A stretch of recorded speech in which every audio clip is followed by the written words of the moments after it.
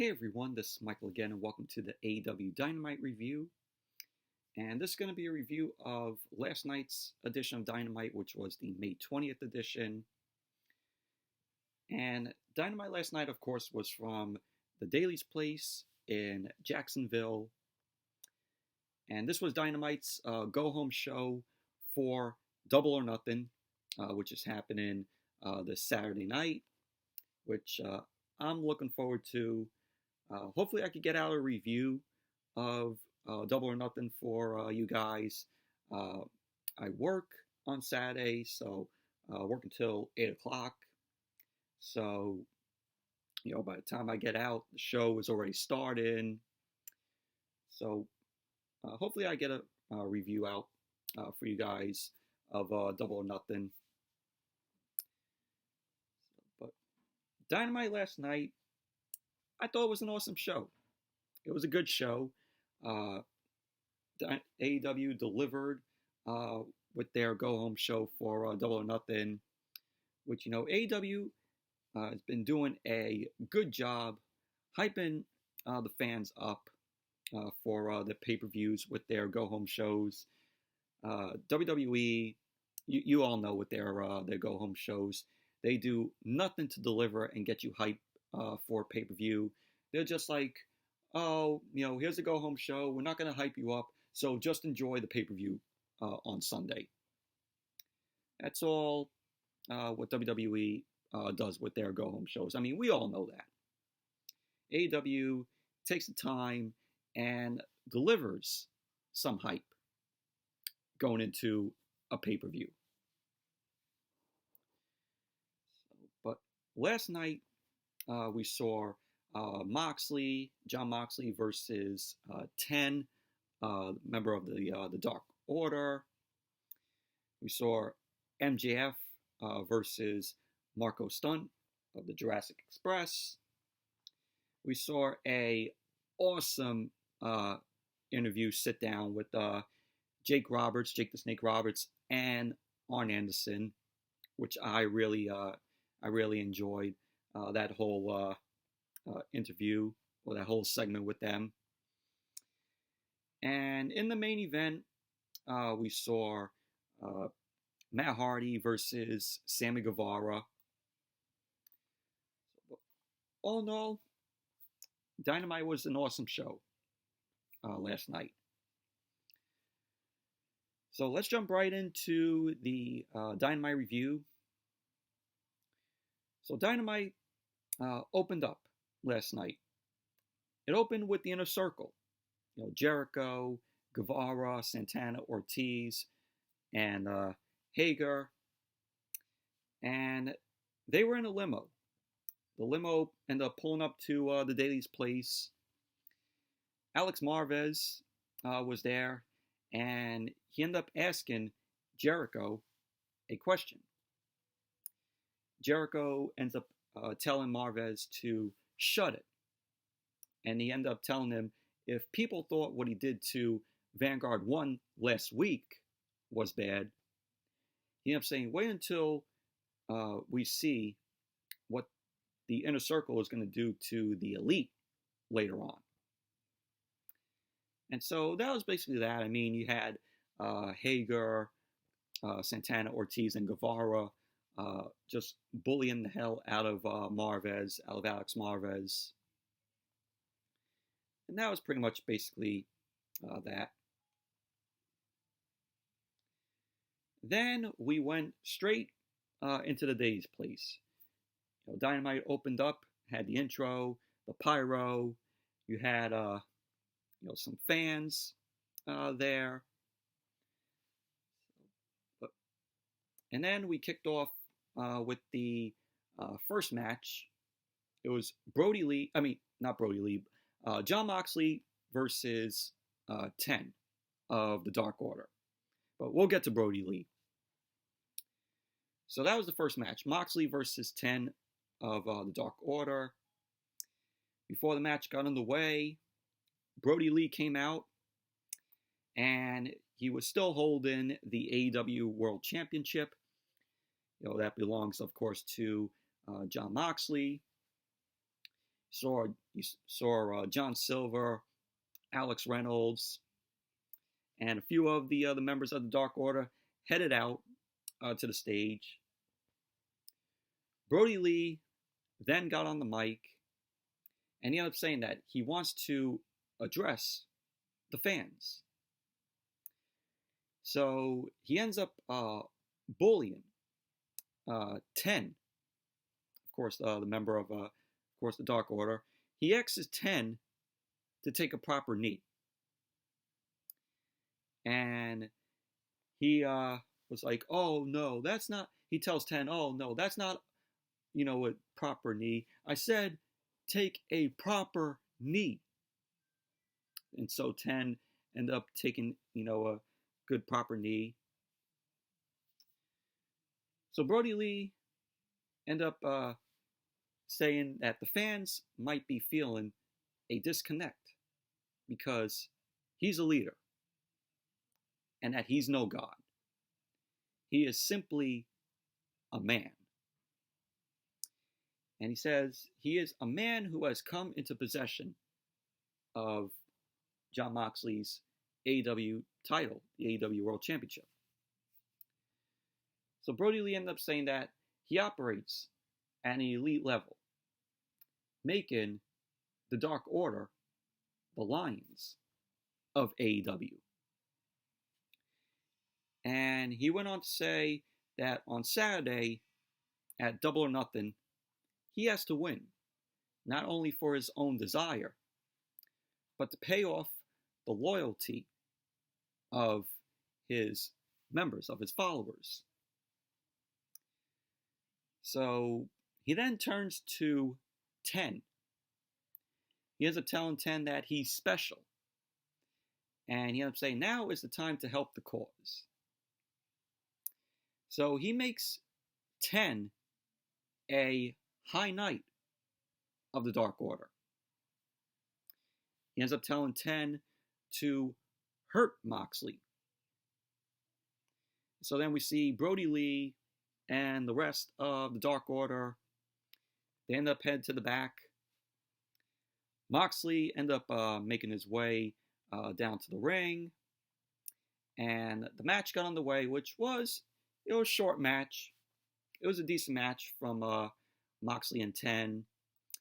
The match started off with Moxley with a high knee delivered to 10. Then he did a shoulder suplex. He stomped away at 10. So 10 ended up getting a shot, sending Moxley to the ring apron. He ended up sending Moxley to the floor with a pump kick.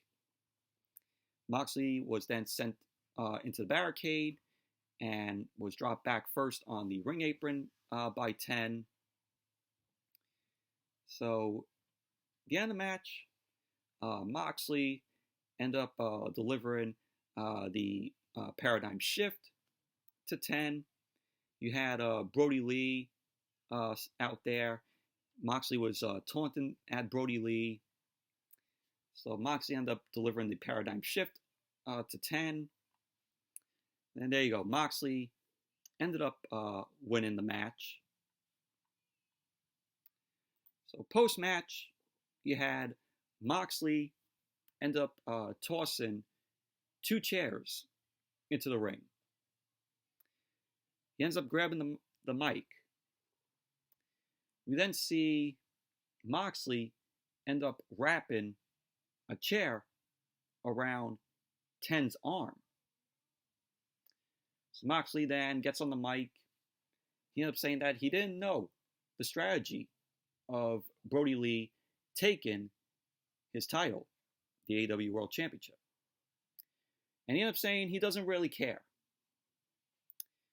He ended up saying that he feels like Brody Lee is trying to punk him out.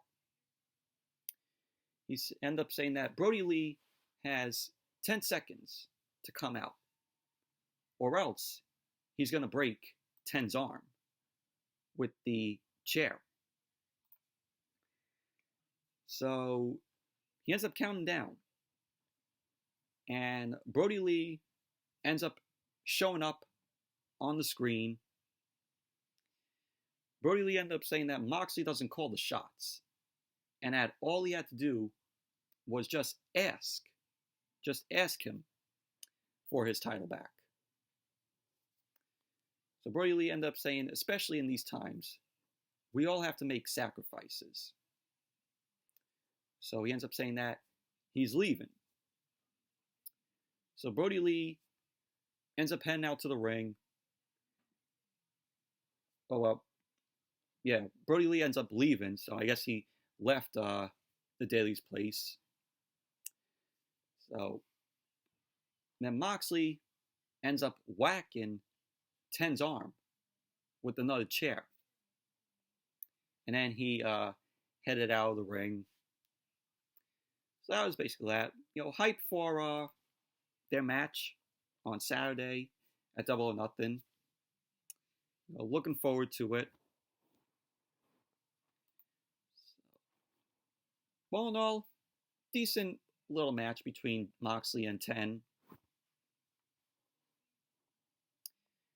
And also, after the match, we had JR, Jim Ross.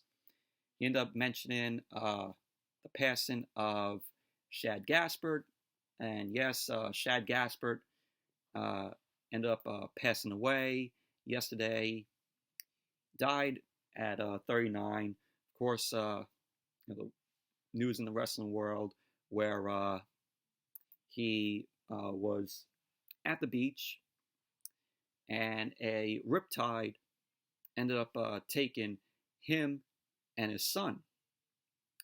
And from what I've heard, the lifeguards ended up coming to Shad Gaspard.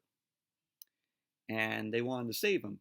And so Shad Gaspard, from what I read, he was like, no to the lifeguards. Don't save me. Save my son first. So, yes, the lifeguards end up saving his son. And his body went missing. And the news broke out yesterday saying that his body was found. He was pronounced dead at 39. And it's just very tragic, very sad. Him sacrificing himself, for, his son. He's a hero. Shad Gaspard doing that. He's a hero. But, I guess him and his family, got some closure with this. But my thoughts and prayers go out to Shad Gaspard's family and, his friends. He was, cool in the ring. Loved him in Crime Time along with JTG. Crime Time was a very fun tag team. But just really tragic. Really sad. He died at a young age, 39. But like I said, thoughts and prayers go out to his family and also his friends.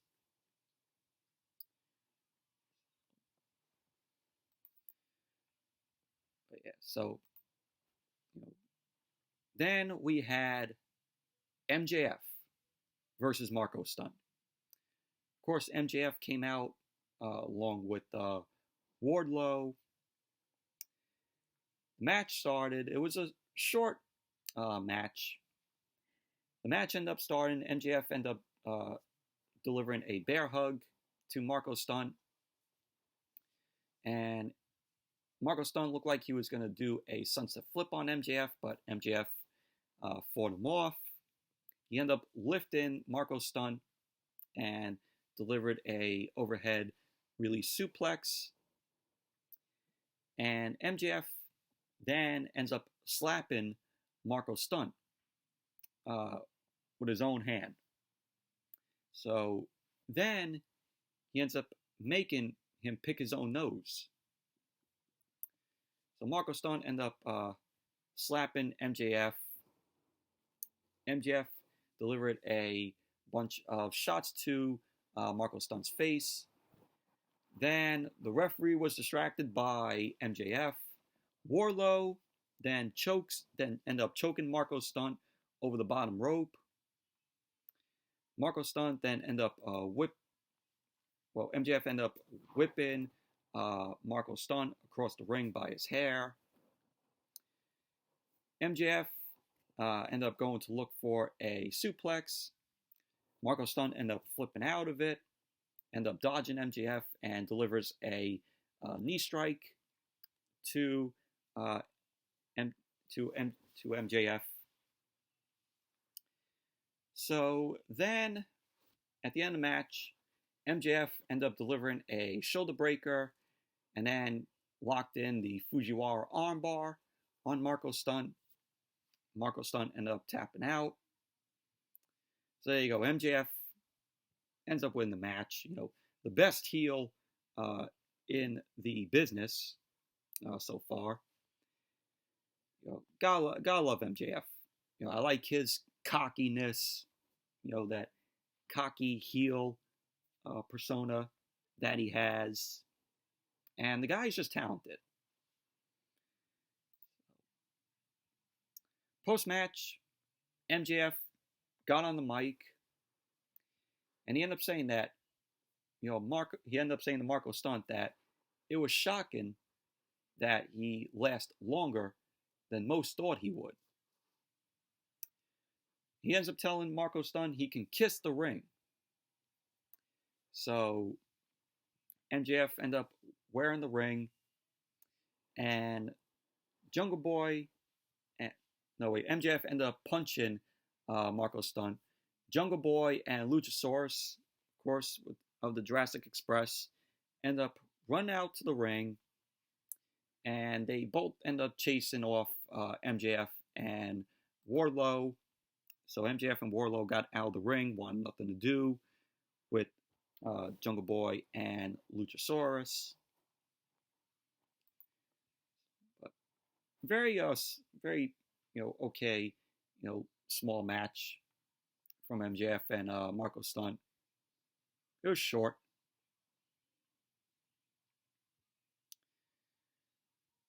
So then we get to one of the best segments of the night, in my opinion, and I really enjoyed this. So we had Jake the Snake Roberts and Arn Anderson, and Tony Schiavone was constructing the interview between the both of them. So he had Jake Roberts and Arn Anderson sit down at the table. Arn Anderson was representing Cody, and of course, Jake the Snake was advising Lance Archer. So Jake Roberts got on the mic, and he ended up saying that it's almost surreal to sit across from Arn Anderson, as they've never, met. They never actually met in the ring over their careers. So Roberts ended up continuing saying that people have dreams and nightmares. He ended up saying those aren't real, but Lance Archer is, though. He ended up saying Cody has warmed his way around just so he didn't have to face Lance Archer. So Roberts was like to Arn Anderson, there's no more excuses, and that he'll have to face the truth. Cody will have to face the truth. So Roberts ended up saying that the truth is Lance Archer is a mean son of a bitch, and that he's going to rip Cody's heart out. So Jake Roberts, of course, cutting, great promo as always. So Arn Anderson ended up getting on the mic, and he ended up saying that Jake Roberts gets goosebumps of the thought of them hooking up in their careers. He ended up saying that both of them are credible and that both are real. And so Arn Anderson ended up talking about Jake's, snake, and how it would scare people. And he ended up saying that was just a distraction, and that the real evil was Roberts himself. So Roberts then ended up challenging Arn Anderson. But Arn ended up saying that he has other things to focus on. He ended up bringing up Mike Tyson being at Double or Nothing to present the TNT Championship. And yes, it was official last week that Mike Tyson is going to make an appearance at Double or Nothing on Saturday. And he's going to award either Cody or Lance Archer the TNT Championship. From what I've heard in an article, Mike Tyson might be actually doing a little something at Double or Nothing. So we'll have to wait and see. So Arn Anderson ended up saying that Mike Tyson will also be hanging around the back to have all the freedom that he wants. And Roberts ended up saying that he was kind of hoping that Brandy, who he ended up calling a bimbo, he actually thought that Brandy was going to be presenting the TNT Championship. So Arn ended up saying that Cody has told him he has to win the title because he's one of the leaders and that his leadership needs to be recognized for all the hard work that he has done. That was pretty good words from Arn Anderson, what he said. And so Arn Anderson ends up bringing up Jake Roberts doing DDP yoga, which I laughed at. I thought that was funny how Arn ended up mentioning that. And he ends up telling Jake Roberts, that's great. It's great that he's doing DDP yoga. And he ended up saying that he wants Jake to be real limber when he gives him a spine buster through the mat. So then we see Roberts end up launching the table, flips over the table, and he wants to fight Arn Anderson. But the referees came from the back, ended up breaking them up. We heard people in the crowd say, let them fight, let them fight. So Roberts wanted nothing to do with Arn Anderson, and Roberts then headed up to the back. And that was pretty much how the segment ended, but really good segment from both Arn Anderson and Jake Roberts. I enjoyed this segment from beginning to end. Both guys can cut, good promos here. Good words that words that both of them had to say to one another. But overall, it was a good segment. Really enjoyed it. And, it gives us hype for the title match between Cody and Lance Archer. And, having Mike Tyson there presenting the TNT Championship to either Cody or Lance Archer, that's gonna make it for a good moment.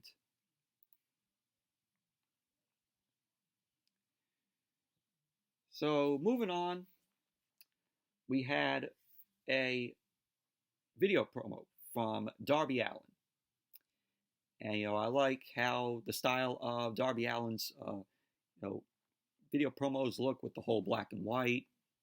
Really cool, very well shot. So Darby Allen was shown playing poker with other players. They were all wearing masks of the opponents that he's going to be facing at Double or Nothing in that ladder match.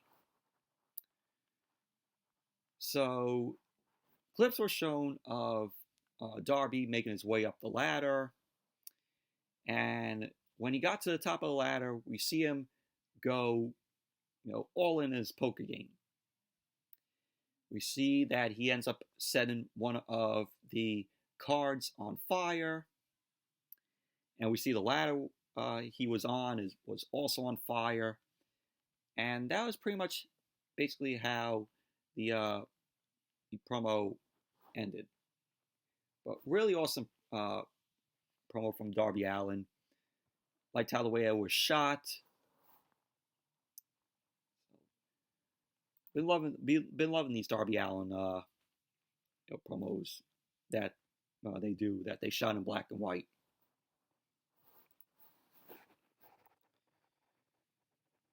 So then we saw Pac. Pac was at home, and he ended up saying that he sat at home to weather the storm at home before, and he won't do it again. He ended up saying that Orange Cassidy thought he could avoid Death Triangle. He ended up calling Orange Cassidy a cocky little prick. And he ended up saying that Fenix is going to kick his head off. So that was that. So, we got to see Pac. That was, cool that we got to see him from, he hasn't been shown on TV in a while. Before, I guess since before this outbreak happened, this whole pandemic, whole coronavirus pandemic.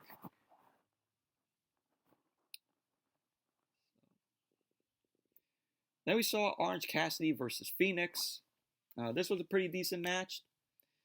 Orange Cassidy was shown. He ended up putting his hands in his pockets, of course. I mean, that's how cool Orange Cassidy is. So he was shown to be able to avoid all of the attacks from Fenix. He ended up hitting a drop kick that ended up sending Fenix out to the floor. Cassidy ended up delivering a arm drag to Fenix, which he then turned into a pin. Fenix ended up kicking out a 2. Fenix ended up delivering a double stomp to the back of Cassidy's head.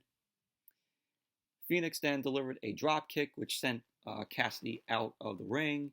And he actually got sent into the cameraman from that drop kick. So Cassidy went out of the ring, and he ended up getting on, the cameraman, ended up taking out the cameraman.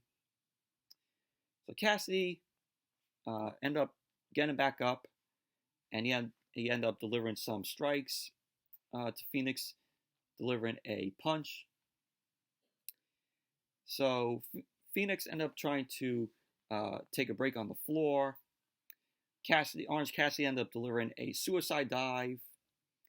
He then ended up climbing to the top, delivered a crossbody and a swinging DDT on Fenix. Fenix ended up kicking out a 2. Cassidy ended up going up to the top, climbing up to the top again. He then got stopped by Fenix. Fenix ended up flipping Cassidy off of the turnbuckle. And at the end of the match, you had Fenix delivering a running forearm. And he delivered a muscle buster attempt, but Cassidy ended up reversing that. So out came Kip Sabian. Kip Sabian came out with the ladder in hand. He ended up setting it up on the stage. Sabian ended up climbing to the top of the ladder.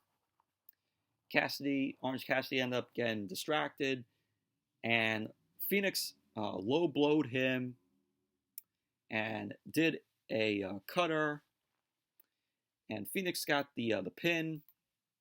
So there you go. Fenix ended up winning the match.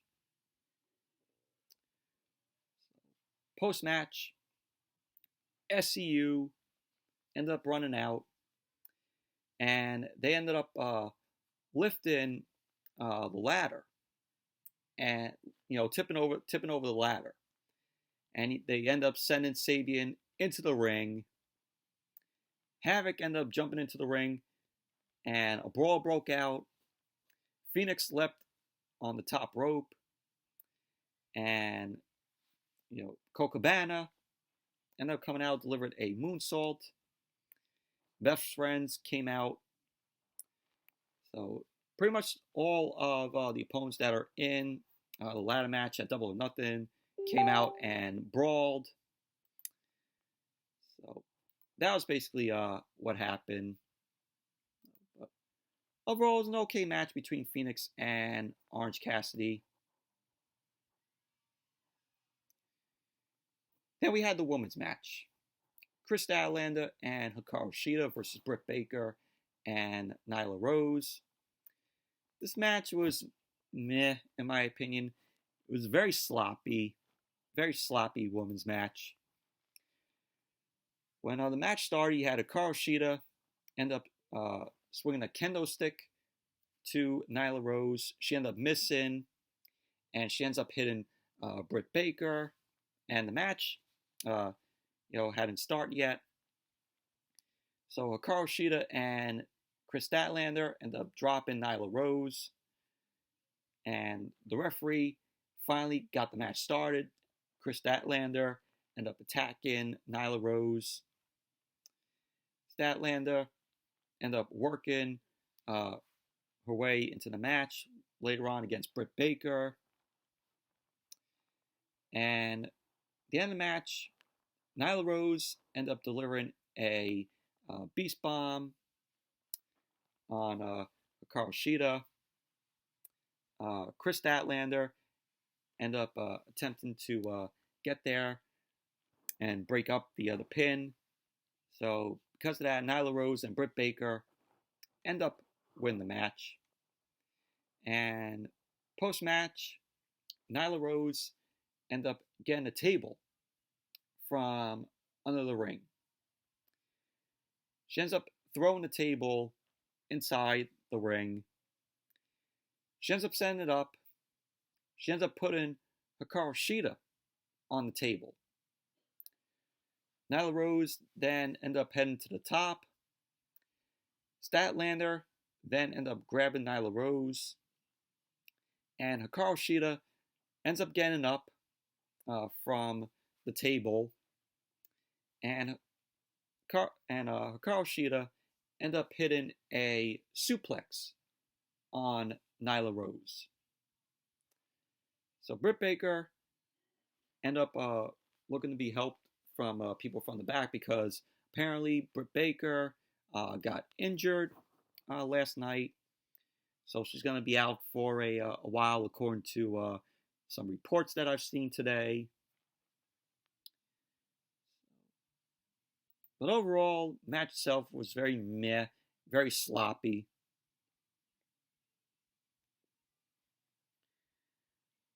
So we went to Marvez backstage. We went to Alex Marvez. And he was talking with Jon Moxley about his match at Double or Nothing on Saturday against Brody Lee. Moxley ended up telling Marvez that everything eventually leads to violence, no matter the situation. Moxley ended up saying that he has a feeling things are just going to get worse come Double or Nothing. Moxley ended up saying that Brody Lee will go to sleep after he gets dropped on his head by the paradigm shift. He says Brody Lee will not only lose the chance to hold the AEW World Championship, but he'll lose his power over the Dark Order. So that was basically what Moxley had to say, but good interview from Moxley.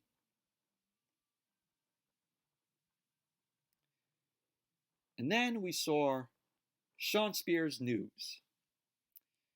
So it was just Shawn Spears, and he was doing like his own little news program. So Spears ended up saying that Dustin Rhodes has retired from wrestling. he ends up saying that it must be a hard pill to swallow. But 12 years ago, swallowing pills wasn't such a hard thing to do for Dustin. So Spears ended up saying that he doesn't understand why he doesn't have a match at Double or Nothing. He ended up saying that maybe he just needs to go into business for himself. So he then challenges Dustin to a match at Double or Nothing. So the match was made official. So we are going to be seeing that match at Double or Nothing. So that's going to be a pretty good match to see. You know, Shawn Spears and Dustin Rhodes. So I mean, this card for Double or Nothing is awesome. I mean, you have Cody versus Lance Archer for the TNT Championship. You have MJF versus Jungle Boy. You have Moxley versus Brody Lee for the AEW World Championship, which that's going to be an awesome match. So then you have the ladder match, you know, the casino ladder match. Darby Allen, Colt Cabana, Orange Cassidy, Fenix, Scorpio Sky, Kip Sabian, Frankie Kazarian, Luchasaurus, and another mystery opponent who is going to be in the casino ladder match. And the winner of that will get a future AEW World Championship match. If I had to choose my pick to win that casino ladder match, Darby Allen. I mean, you look at Darby Allen, he has championship material written over him. That's how much the guy is talented every time that he has a match in the ring, whenever he's featured in a match on Dynamite. So then you have Nyla Rose versus Hikaru Shida in the no disqualification, no countout match, and the AEW Women's World Championship is going to be on the line. That's going to be a pretty interesting women's match. Then you have Britt Baker versus Kris Statlander. So I guess Britt Baker's going to be working injured at Double or Nothing. There was a report that leaked out today. I saw the report today saying that Britt Baker suffered an injury last night on Dynamite in that match. Then we have Matt Hardy and the Elite versus the Inner Circle in a Stadium Stampede match, the first ever Stadium Stampede match. That's going to be a very fun match. Hopefully, it's just like the street fight that we saw 2 weeks ago. Hopefully, that Stadium Stampede match is just like that, just very fun and entertaining. Because I love that whole street fight from 2 weeks ago, which main evented Dynamite. And then we had Dustin Rhodes versus Shawn Spears. And then for the pre-show, it's going to be Private Party versus the Best Friends tag team match to determine the number one contender for the World Tag Team Championship. The Double or Nothing card is good. Looking forward to the show on Saturday. So there you go. I just have to run down the card for Double or Nothing. But then we had the main event of Dynamite last night, and it was Sammy Guevara versus Matt Hardy. And this was a good main event. Really enjoyed this match. Matt Hardy, as soon as the match started, he went to work on Guevara. He ended up being Guevara both inside and outside of the ring. He ended up throwing Guevara's face into the ring steps a few times. And Matt Hardy ended up trying to go for the twist of fate. Guevara ended up blocking it with a handstand. And he delivered a kick to the back of Matt Hardy's head. And you had Matt Hardy end up dropping Guevara to the mat because he ended up hitting a springboard cutter. Matt Hardy then ended up lifting Guevara up, and Guevara ended up countering it with a Hurricanrana, which sent Matt Hardy out to the floor. And you had, at the end of the match, Matt Hardy ended up delivering a twist of fate to Sammy Guevara. There you go, Matt Hardy then ended up winning the match. But overall, it was a good match between Matt Hardy and Sammy Guevara. It was a good main event. What I did enjoy was what happened post-match. So post-match, Matt Hardy ended up getting the chair. He went back to the ring. Matt Hardy attempted to go whack Guevara with the chair. So we see on the screen Jericho and Santana, Ortiz, and Hager at the TIAA bank field next door to Daly's place. So Kenny Omega was shown being held against the goalpost. So yes, the rest of the Inner Circle ended up kidnapping Kenny Omega, held him against the goalpost.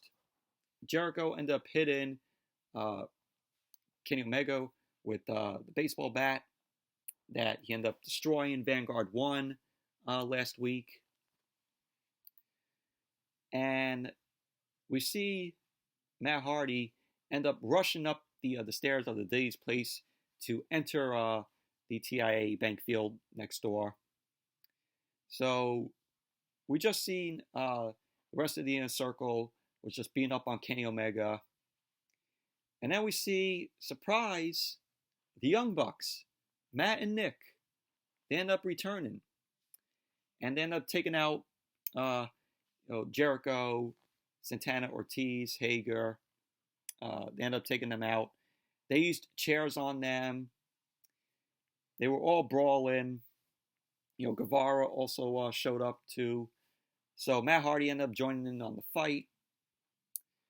And we see on the other side of the field, of the TIAA bank field, Hangman Adam Page showed up. So Page ended up showing up. He ended up delivering a lariat to Hager. Page then, after the lariat to Hager, ended up taking down Chris Jericho. And so the Elite end up standing tall, and the Inner Circle end up retrieving away from them. So Page, Hangman Adam Page, headed off, and we saw the Elite end up, the Elite's music end up playing, which, I love their music, be Elite, be Elite, which I like that music for them.